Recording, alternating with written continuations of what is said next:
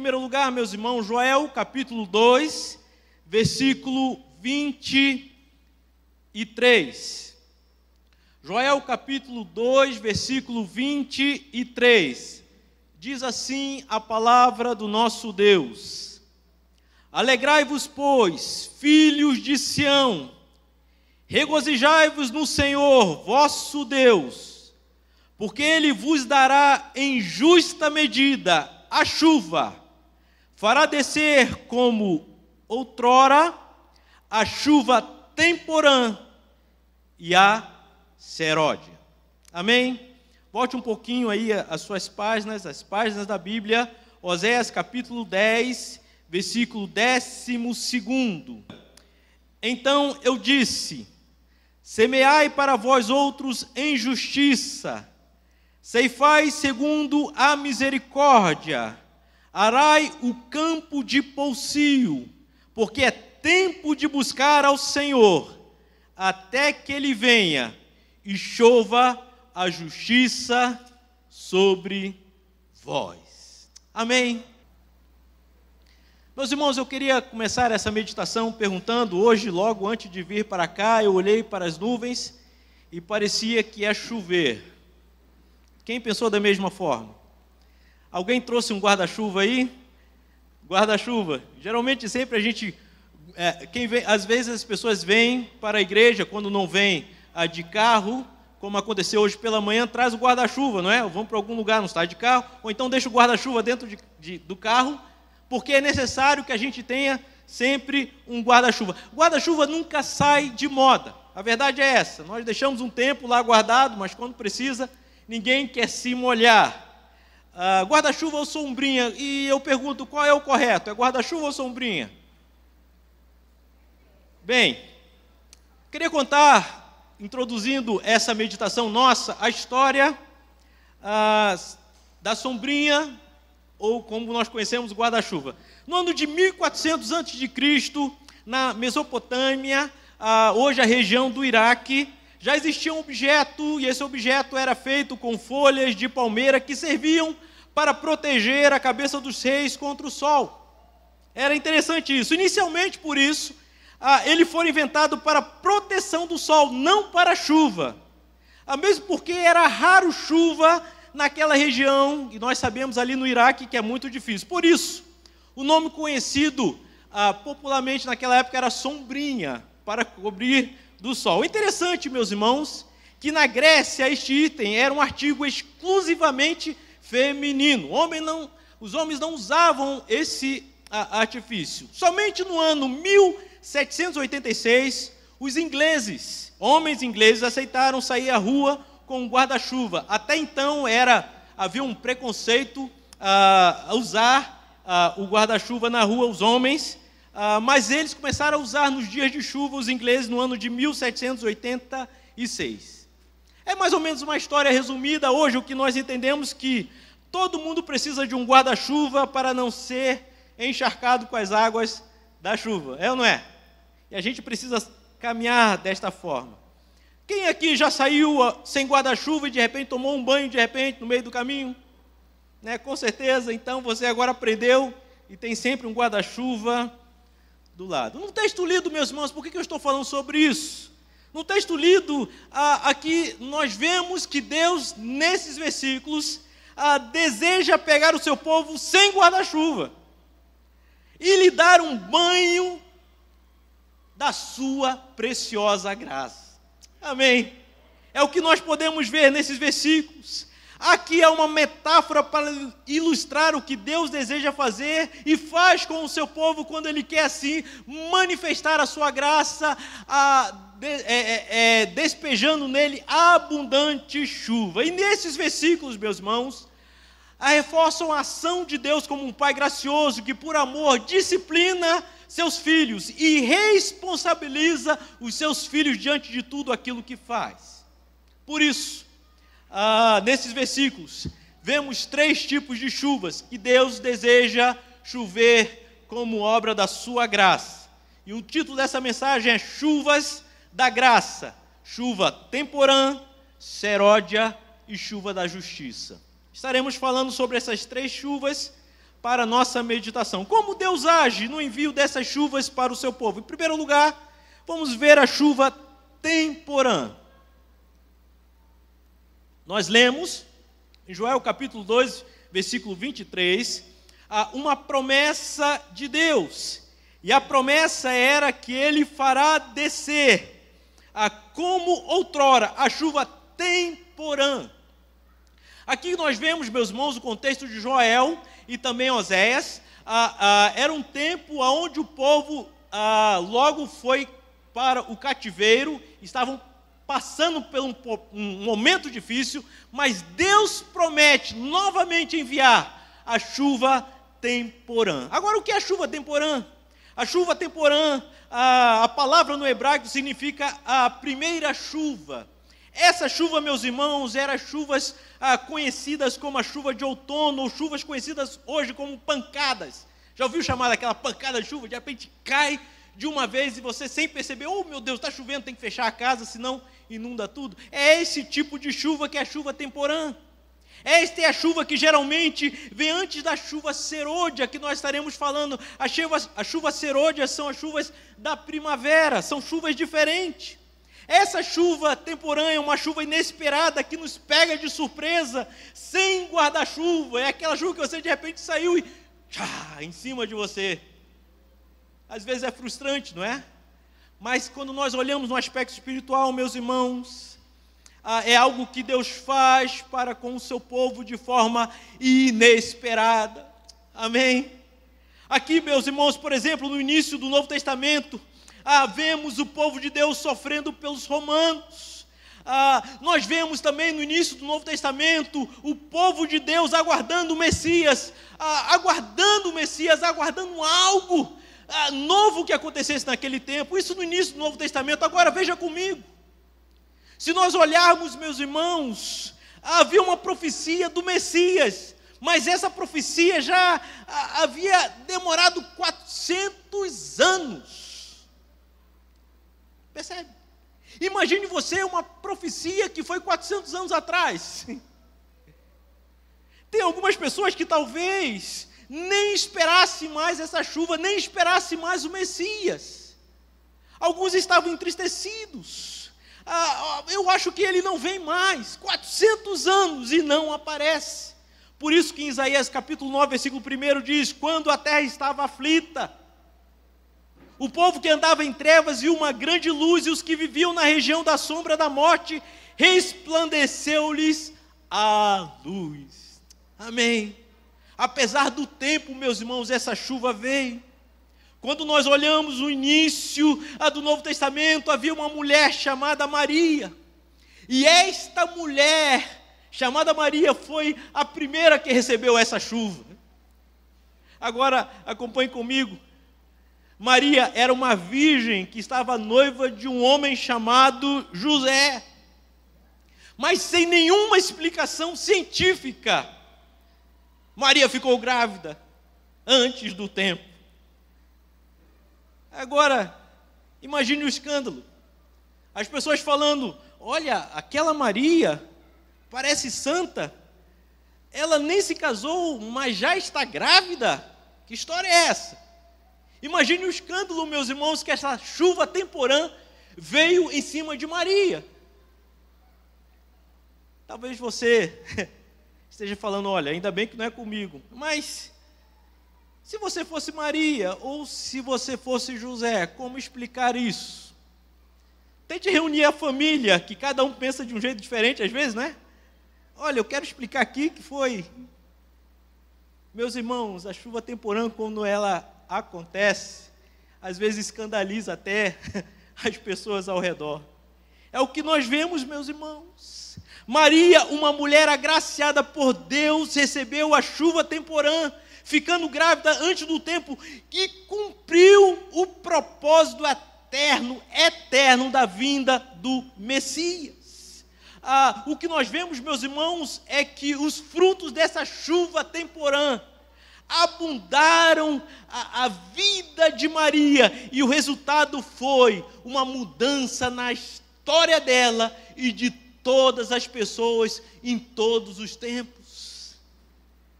Jesus marcaria a história do homem para sempre, a ponto de dividir a história da humanidade. Isso foi através do quê?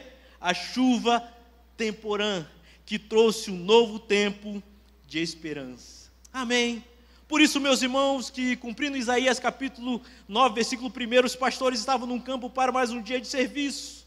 Vamos novamente passar a noite aqui cuidando das ovelhas, e de repente um grande exército dos anjos apareceu no céu, dizendo: glória a Deus nas maiores alturas e paz na terra entre os homens a quem Ele quer bem. Em outras palavras, em quem Ele quer dar um banho de chuva temporã.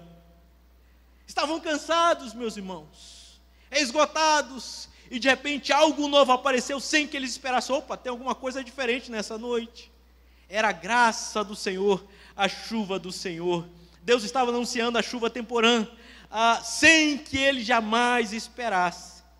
E por isso, meus irmãos, fazendo uma analogia, esta chuva é a chuva quando Deus nos surpreende e faz aquilo, até mesmo que não acreditamos mais ser possível acontecer. Você entende isso? Há pessoas que já estão cansadas demais e desistiram. E dizem: olha, Deus, eu acho que a minha vida não tem mais jeito. Estão cansados, exaustos, e parece que tudo vai acabar. Meus irmãos, esta é uma chuva que vem num tempo de incertezas. Esta é uma chuva que vem quando não mais aguentamos. Esta é a chuva que vem quando não mais acreditamos. Você já passou por isso? Quantos já passaram por isso? Quantos estão passando por isso? Olha, não tem mais jeito. Aquela situação, a minha casa, meus filhos, trabalho, não tem mais jeito. Meus irmãos, tem jeito. Amém. Ele promete a chuva temporã. Quantos gostariam desta chuva nesta noite? Ah, Senhor, eu queria dar surpresa do Senhor nesta noite. Há lugares na minha vida áridos, Senhor, que eu só vou conseguir caminhar se o Senhor derramar essa chuva temporã na minha vida. Amém. Agora alguém pode perguntar: mas como recebo essa chuva, pastor?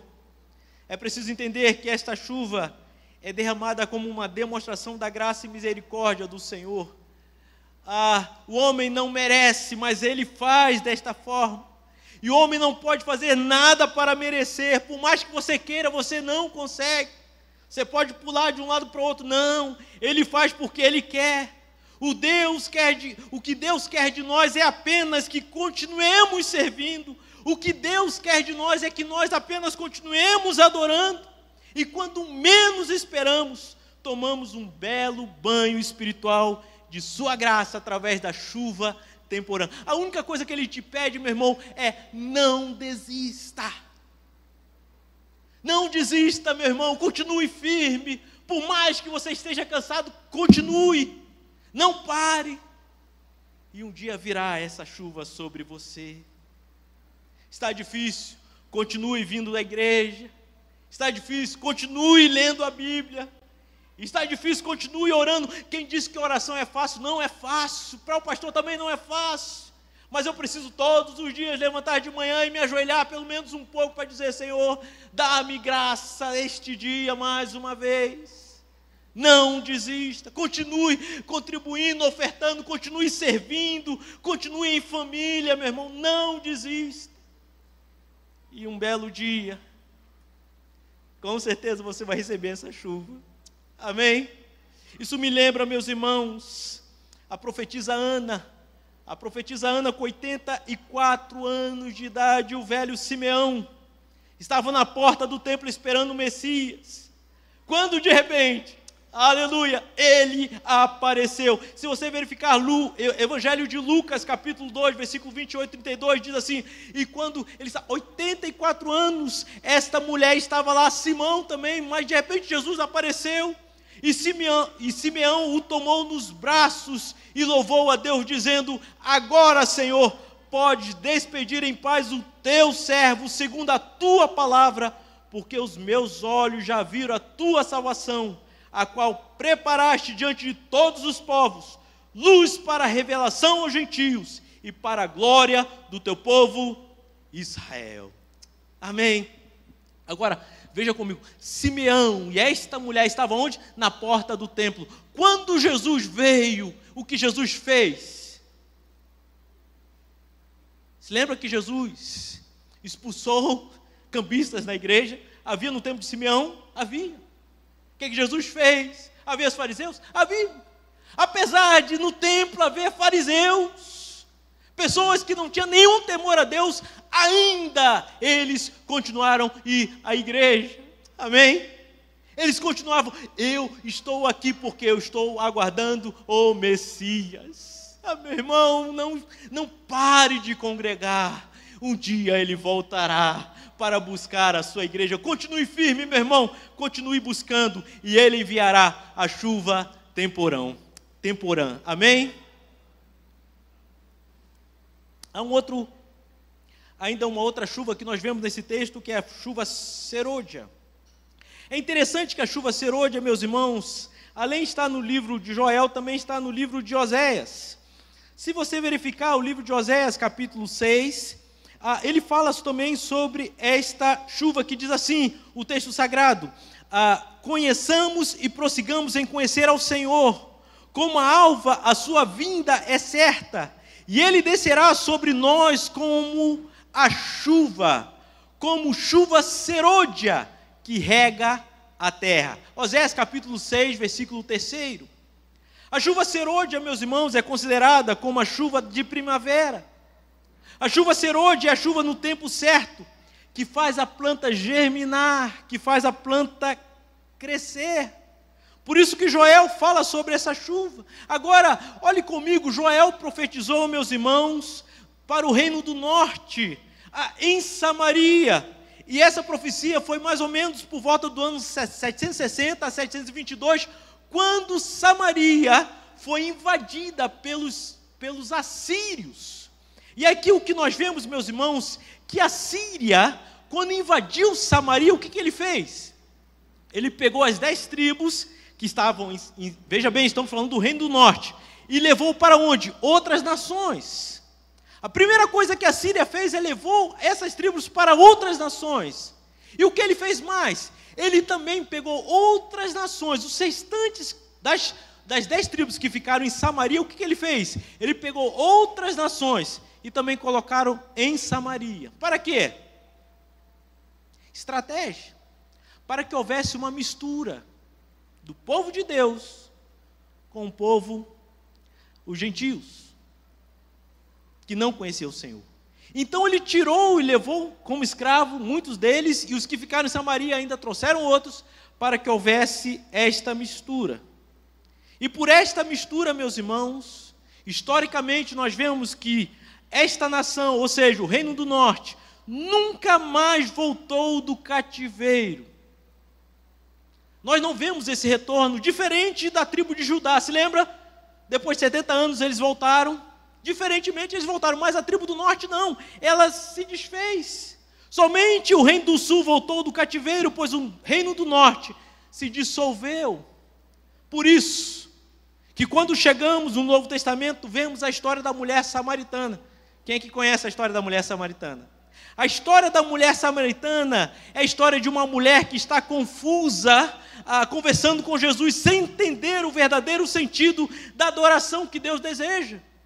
Por isso que ela diz assim, olha, Senhor, nós devemos adorar lá nesse monte ou no outro monte, como que é? Por isso que havia essa rixa entre os judeus e os samaritanos, por causa dessa mistura que houve do reino do norte.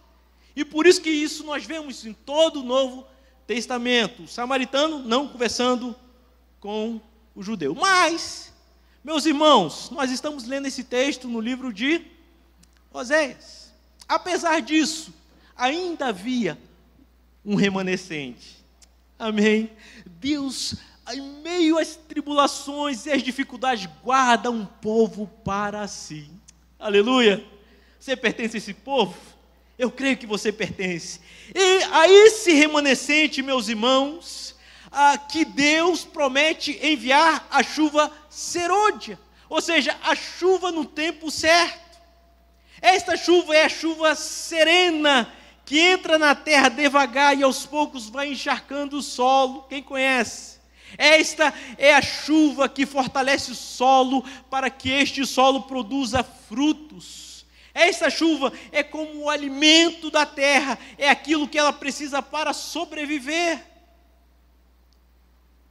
Eu pergunto nesta noite, quantos estão precisando dessa chuva? Tem alguns que dizem assim: Senhor, eu estou precisando de uma chuva temporã. Tchá! Outros dizem: Senhor, eu preciso de uma chuvinha aqui que o meu terreno está árido. Uma chuva para regar. Essa chuva, meus irmãos, é aquilo que diz a oração: o pão nosso de cada dia, dai-nos hoje. Você está entendendo? É chegar de manhã: Senhor, ó Deus, eu preciso do teu pão nesse dia. Dá-me mais uma vez desse pão. É a chuva serôdia, meus irmãos. Apesar de haver um povo oprimido pelo inimigo, apesar da terra estar árida, sem vida, Deus promete enviar esta chuva serôdia. Amém? Quantos gostariam dessa chuva? É graça do Senhor, meus irmãos. Quando olhamos na palavra do Senhor, podemos dizer que essa chuva serôdia veio sobre quem? Veio sobre Jacó. Jacó foi um homem que vocês conhecem a história dele. Ele trabalhou durante 20 anos para Labão. Quem foi Jacó? Jacó foi um homem que o Labão mudou o seu salário 10 vezes. Seu patrão já mudou o seu salário 10 vezes? Eu acho que ainda não, né? Pois é, quem era Jacó? Jacó sofreu humilhação, ele passou fome, frio, foi roubado, trapaceado. Tudo isso aconteceu com Jacó. Mas, meus irmãos, quando nós vemos a história dele, logo depois, meus irmãos, Deus enviou a sua chuva serôdia sobre a sua vida. E quando Deus, durante todo esse tempo, enviava a sua chuva serôdia sobre a vida de Jacó, ele ia prosperando mesmo em meio de quê? De momentos difíceis. Amém? O que nós vemos na palavra do Senhor, que essa chuva serôdia é para que mesmo em dificuldades, meu irmão, você ainda venha progredir no Senhor. Você venha adiantar-se no Senhor.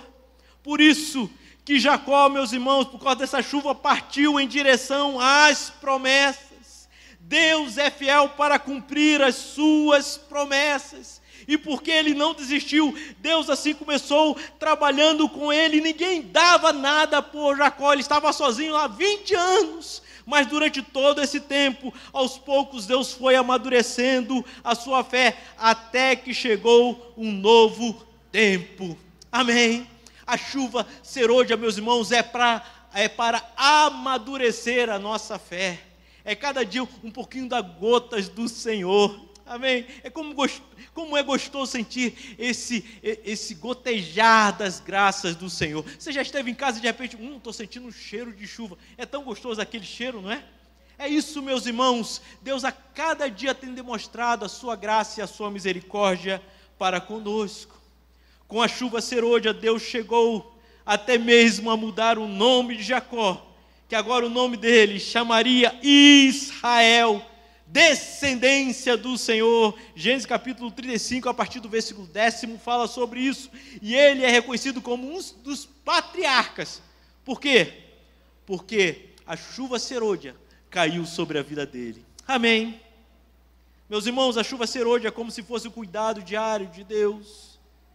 Que mesmo que não percebamos, o Senhor está ali nos protegendo, nos fortalecendo e nos amadurecendo na fé.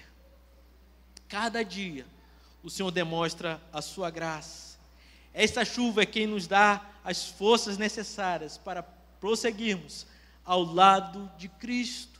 Sem essa chuva, a vida cristã vai ficando seca, a ponto de perder o sentido, parecendo que nada produz, mas está produzindo, porque a chuva está caindo.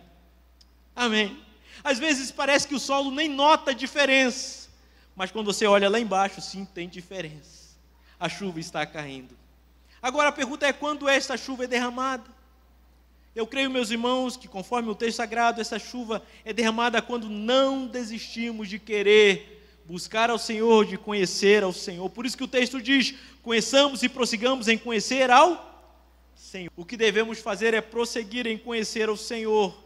Por quê? A sua vinda é certa. Amém. Aqui nós estamos conhecendo um pouco mais do Senhor em sua palavra. E um dia, quando estaremos para sempre com Ele, teremos a eternidade toda para conhecê-lo mais abundantemente. Amém? Agora, meu irmão, Deus é tão infinito. Hipoteticamente, depois de 4 milhões de anos na eternidade com Deus, eu imagino que vou chegar perto de Jesus. Jesus, me explica isso aqui que eu não entendi. Aí Jesus vai: olha, é isso aqui. Eu não entendia isso. Percebe, meu irmão? A graça do Senhor é tão abundante que você, a eternidade, ainda não vai entender a mente do Senhor. Glória a Deus, que Ele envia a sua chuva serôdia sobre a terra. É a graça do Senhor sobre nós. Amém? Em terceiro e último lugar, meus irmãos, ainda nesse texto vemos a chuva da justiça. Livro de Oséias, capítulo 10, versículo 12, fala sobre esta chuva. Fala que o Senhor vai enviar esta chuva de justiça sobre nós. O que nós vemos, meus irmãos, que Deus escolheu Israel para encher a terra de sua justiça, mas, por causa do seu pecado, sofreu as consequências da injustiça. Se tivessem obedecido à voz de Deus, com certeza iriam colher frutos bons, mas fizeram mal. Mas apesar de estarem sofrendo, havia um remanescente que Deus promete chuva de justiça.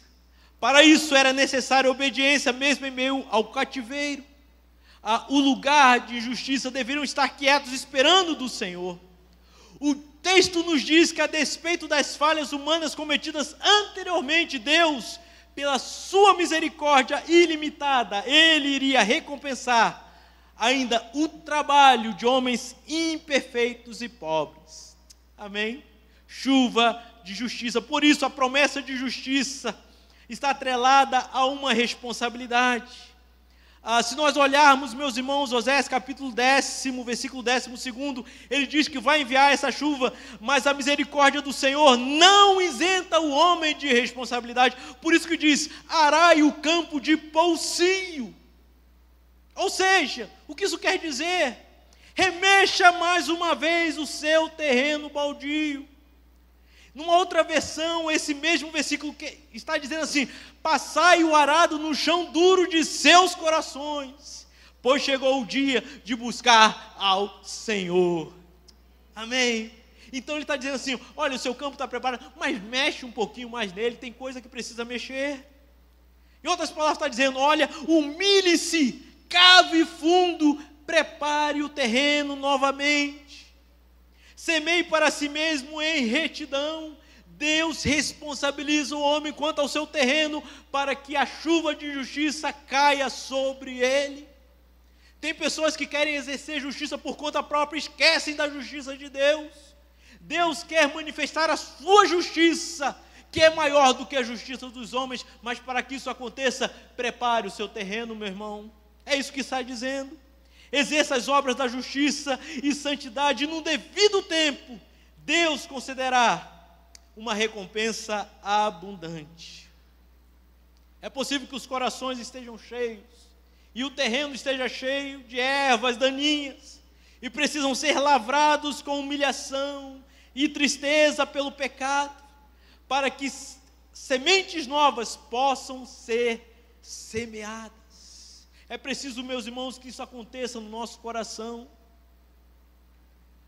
Quando diz semear no campo de poucio, é que você faça isso com dedicação, com tristeza, até mesmo se preciso for, com choro. Eu queria perguntar aqui, meus irmãos, quantos aí já choraram 30 dias aqui, ou no período de 30 dias para trás, ou um ano? Quando foi que desceu a última vez uma lágrima dos seus olhos? Qual foi a situação?